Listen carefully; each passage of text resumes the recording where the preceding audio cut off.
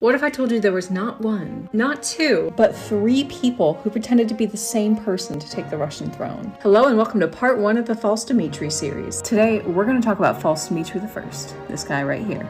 Now, if you didn't catch my last video at the end of my series on the wives of Ivan the Terrible, after Ivan's death, his son Fyodor I took the throne, but he only ruled for 4 years before he died because he was very sickly. After the death of Fyodor, the heir to the throne was supposed to be Dmitri, Ivan the Terrible's last son with Maria Nagaya. However, Dmitri died at the age of 9, which left behind this huge power vacuum. Fyodor I's brother-in-law, Boris Godunov, asserted his right to claim the throne. But then, out of nowhere, a man appears claiming to be Dmitri and claiming that he's the rightful czar. Now, there's some speculation over the true identity of this false Dmitri. Some people say he was a member of the gentry with connections to the Romanov family named, I apologize in advance, I struggled a bit with this name, but Grigory Bogdanovich Otrepyev. The name will be in the captions as well, because I'm sure I butchered that. But he first made the claim that he was Dmitri, the son of Ivan the Terrible, sometime between 1601 and 1602. And he eventually fled to Lithuania, where he started to gather a following. And after amassing support from a group of Cossacks,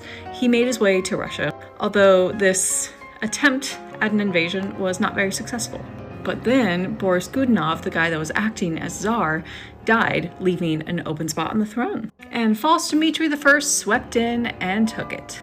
However, he was sort of looked down upon by members of his own court because he didn't really like to adhere to the court lifestyle. And he openly favored members of his followings who were from Poland.